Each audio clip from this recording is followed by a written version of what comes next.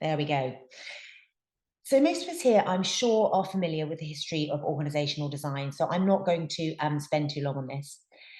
Around about 100 years ago, the modern thinking was that of Frederick Taylor, born from his work at Ford Motors and based on the idea that if humans are carrying out repetitive tasks, then the goal is to standardise the workflows. And to do that, you need a hierarchy. So essentially, you need managers, you need leaders to tell the workers what to do and really help to make that efficiency. This was followed by the lean movement born from Toyota. So yes, there was a focus on continuous improvement, but we still needed a hierarchy because work was still needed to be delivered in a way that was passed between functions. So what's wrong with a hierarchy? What's wrong with passing work between functions? Thank you to Marcus for this graphic that I stole from you the other day. There's really two problems that I see when I work with organisations who work in a siloed hierarchical way. The first is the speed of delivery. So if you think that in a functional, hierarchical, siloed organisation, work needs to pass between those functions. And that means inevitably pieces of work end up in a queue. And they will end up stacked in a queue. And that means essentially then the next team has to work through that queue and eventually they'll get to your task. They put it over to the next team. That goes back into the queue and so forth. And that means really long delivery cycles, which I'm sure we've all had the pain of. For some projects, like perhaps building a rocket, this way of working is still effective. So this isn't necessarily to say this isn't effective, it isn't really bad for all organizations, but even Tesla and SpaceX are moving away from this hierarchical, functional, siloed way of working. The next problem for me is around how we use our talent. So as HR professionals, we spend all this time trying to attract and retain the best talent. And then if we're using this type of model, then we're not really giving them the chance to show us what they can do because they just are being asked to complete a piece of work. They haven't really got any say in the solution. The thinking is all done by the boss. And that essentially has, obviously we're not using our talent, but it also has a big effect on employee engagement because I'm not really being able to use my mind in the way that I want to. So what are the alternatives? I'm sure many of you are very familiar with this, but as I'll speed through it, today organisations are moving toward cross-functional, multidisciplinary teams who can deliver together without passing tasks between different functions. So this isn't to say that these individuals or these units here aren't reporting to their functional heads, but they're coming together in hopefully and enduring a cross-functional team that are given a goal and hopefully given as much autonomy and as many tools as they can to deliver against that goal. And again, that has two great effects, the opposite of the previous diagram. First of all, it speeds up delivery. So if we've got everybody in the virtual room that we need to deliver, then hopefully we should be able to deliver more quickly. Secondly, it allows us to really use our people and our people's skills and talents to the best of their ability because we can test and learn. We're very clear on what we're delivering. We can really experiment and apply some of the great Agile principles that we're all very familiar with. And that has a knock-on effect on employee engagement. Typically, organisations that employ this type of way of working and this organisational design have happier and more engaged employees. As we start to move into putting these cross-functional teams together, this is a model from John Smart, which I'm sure those who are familiar with the Sooner, Safer, Happier meetups are familiar with, but essentially a way of structuring these cross-functional teams into value streams. So these teams are still cross-functional, but they're laddering up, they're nesting up to a larger goal at the top. So essentially, it's a very different way of structuring and designing your organization than just in your functional hierarchies. So what does this mean for human resources, HR? I want to caveat my next statement by saying that I've worked in HR my whole career. A lot of my best friends are in HR, almost my entire network is in HR. And I've never met anybody that's chosen this career saying, I want to create an organization that's going to really have low employee satisfaction. Everyone's going to hate working there, and it's going to take ages and ages for us to deliver anything. Indeed, everybody goes into HR because they want to help people. And yet many of our traditional processes really can be countercultural and counterproductive to the type of organization we need to build in order to deliver quickly and to have this high employee engagement. In the next 15 minutes, I'm going to look at 6 of those processes and look at what we're currently doing, or what currently most of us are doing, and potentially a different approach. Before I begin, just a word of caution. So there was a great McKinsey paper a couple of years ago called Agility Rhymes with Stability. And I think that saying, whilst it wasn't referring to human and HR, I think we need to apply it in the HR context. Essentially, our human brains just haven't evolved at the same speed as software and same speed as the world. So we still have to really bear in mind that there are some ancient brain systems that are at play, which really we do need to think about when we think about changing our HR systems. So first of all, our limbic brain, our ancient brain, developed millions of years before our frontal cortex. And our ancient brain is there to keep us safe. So therefore, if we perceive threat, it goes to our ancient brain 10,000 times quicker than our frontal cortex, which might say, oh, there might be an opportunity in this. So therefore, change of any sort is typically perceived as a threat. So when we're thinking about changing organizational structures, organizational design, any HR process, we need to really think about the fact that a lot of people might see this as a threat. How do we mitigate that? How can we communicate our way through that?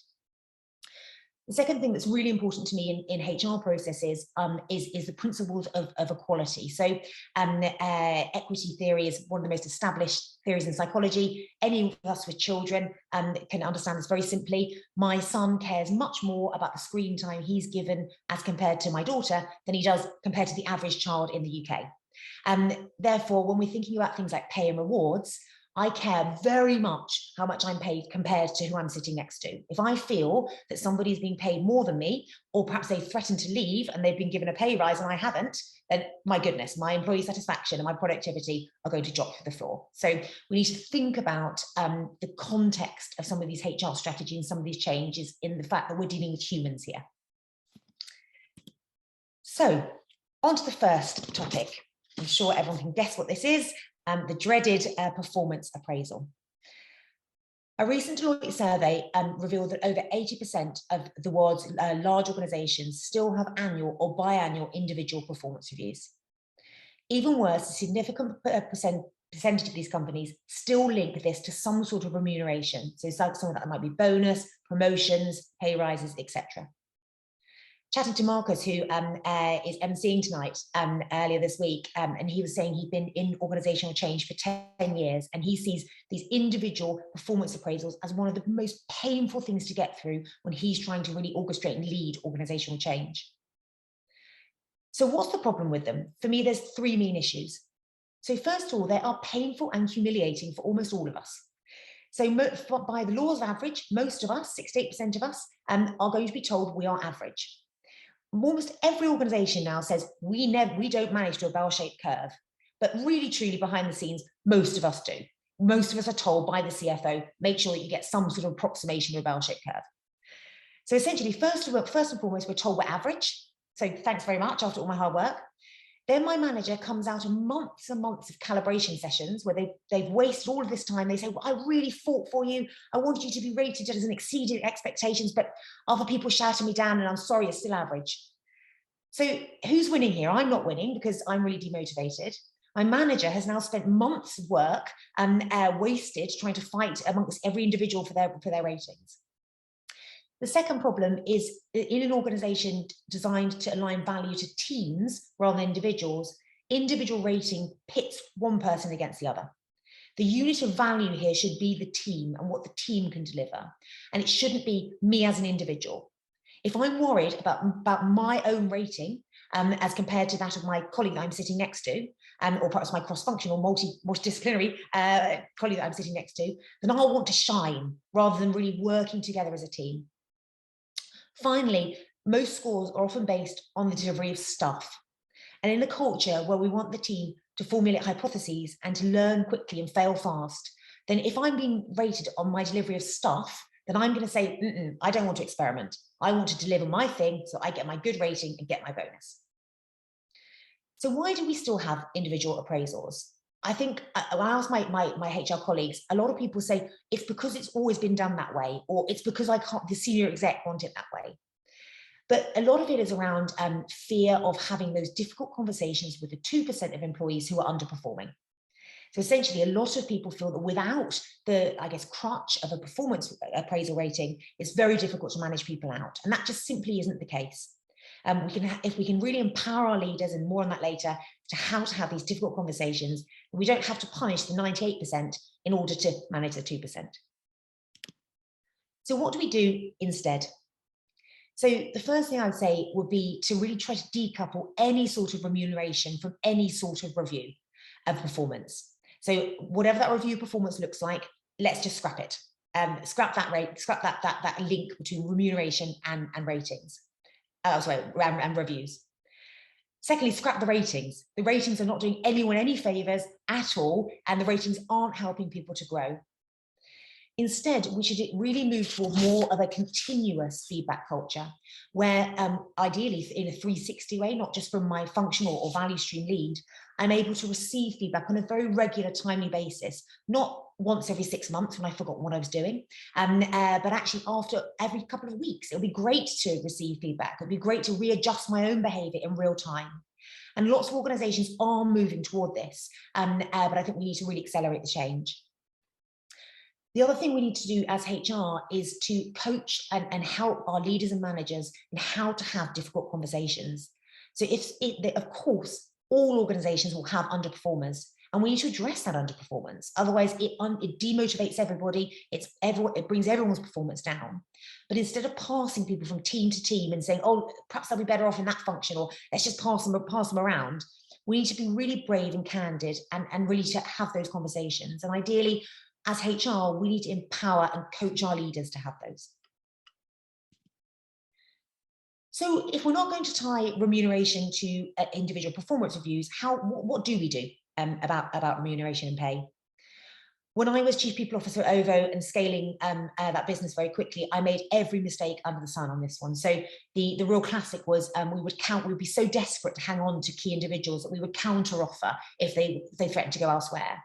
And it took me ages to realize that just undermined everybody's sense of psychological safety and sense of fairness. And they thought, oh, to get a pay rise, I have to go and get another job. And then I have to go to HR and say, right, I'm leaving. And then they'll give me more money. I'm sure we're all aware of the classic Harvard longitudinal study that looked at the reasons for employee engagement and happiness. And it found that above a certain level, remuneration and pay just really wasn't a key factor in determining employee engagement.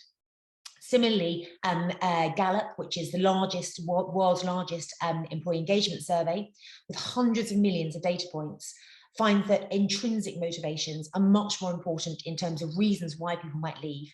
So am I being paid fairly, but am I being treated fairly? Do I get on with my line manager? Do my peers respect me? Am I being given meaningful work? Some of these intrinsic fairness principles. So what do we do? So in today's climate, this is a relatively controversial thing to say, but in my view, the best thing we can do as HR professionals is to take pay off the table. So it took me a long time to convince my CFO that actually paying very fair market rates for people is actually much less expensive in the long run. It stops people from leaving. It means that people can actually just concentrate on their roles. And when an employee leaves, it typically costs thousands, tens of thousands to replace that employee, to make sure they go back into the team, to get the team performance up and running again. It's a real drain when people leave. So how do we just take pay off the table and then concentrate on all the other wonderful things that we're doing as an organization to engage them? I also think that we need to be fair about how the system works. So I moved at OVO from never counter-offering when somebody was leaving. We moved completely the opposite way. So we said, look, we will review pay very regularly. Once every 3 months, we will review against market conditions, but we will not counter-offer if somebody is going to leave. And we will also, we tried to be as transparent as we could in terms of what somebody needed to do to increase their salary. So I'm not a huge believer in very tight salary bands, but we had broad salary bands with key competencies and capabilities. So people were very clear in terms of what they needed to do to move up that pay grade. So again, we wanted to take the pay off the table and to stop the water cooler chat. I hear that so-and-so has been given a rise and that doesn't feel fair. We wanted to take that off the table. Of course, easier said than done. I made lots of mistakes and I can take lots of questions. Moving on to learning and development. So most learning and development teams are still operating with centralized budgets, a menu of courses for employees to pick from, and happy sheets as a measure of success, i.e. rate this course on a scale of 1 to 5. And this is typically really ineffective in today's way of working, because we need to really support a continuous learning culture, not just a let's go on a course once every year and then forget what we've learned, come back to the workplace and not really apply it in the first place. So what do we mean by continuous learning culture? Harvard Business Review defines it as an environment that demonstrates and encourages individual and organizational learning, where both gaining and sharing knowledge is prioritized, valued, and rewarded. So how can we as HR really encourage this? So I come back to the same word again and again as HR as coaches. HR as super coaches. So essentially, we need to really help our leaders, whether that be functional or cross-functional, in terms of value stream leaders, to help to create this continuous learning culture, to run regular team retros, to encourage people to have regular feedback, regular catch-ups about their own progress, and to be not afraid to have those difficult conversations. I'm struggling with this. I might need some external help. Secondly, decentralizing budgets is key. So at OVO, we ran that classic Spotify model where we had chapters. So you still have your functional chapter. So you might have your UX chapter. And we would decentralize the HR, the learning budget to that functional chapter. And they could decide how they wanted to spend that in terms of increasing their knowledge and their understanding of the UX discipline. So they might, for example, send key people on a course and they come back and do lunch and learns with the rest of the chapter. But essentially, holding these budgets centrally is really countercultural to the type of continuous learning environment we're trying to create. And thirdly, and the one that I found the most difficult, was this transparent sharing of learnings across functions and across multidisciplinary teams. I tried lots of things with this. So I had a self-populating intranet with confluence pages. The problem was nobody really wanted to populate them. So I might be asking you guys some questions in the Q&A if anyone's got any better suggestions on how to create that transparency in terms of cross-functional learning. But it is an important principle. If we can get that learning really being shared between teams, not just within the team, then that's ideal. Once again, I think I need to stop and start sharing my screen again. Apologies, I'm not sure why that keeps happening.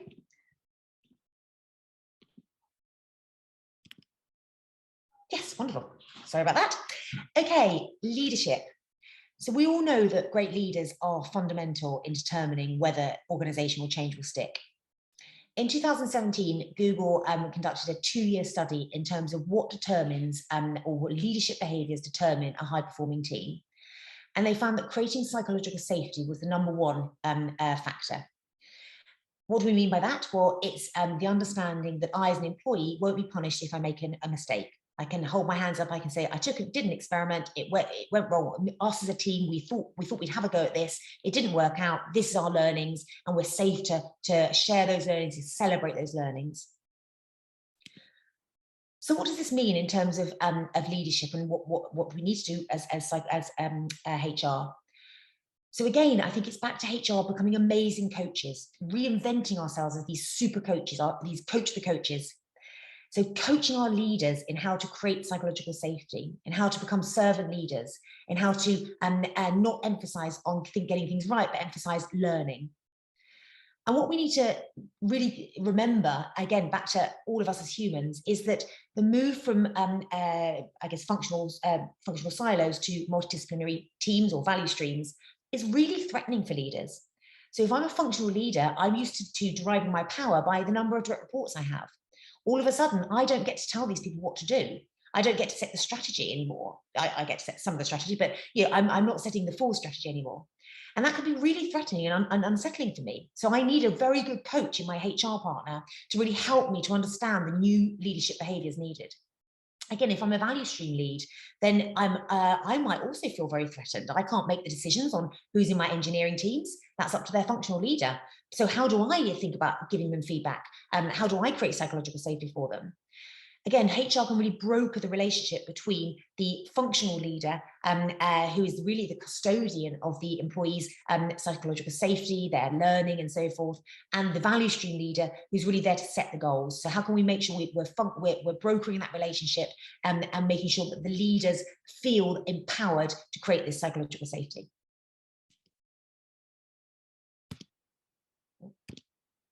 Recruitment. So this gives me a little chance to rant about my favourite hate topic, which is the competency-based interview.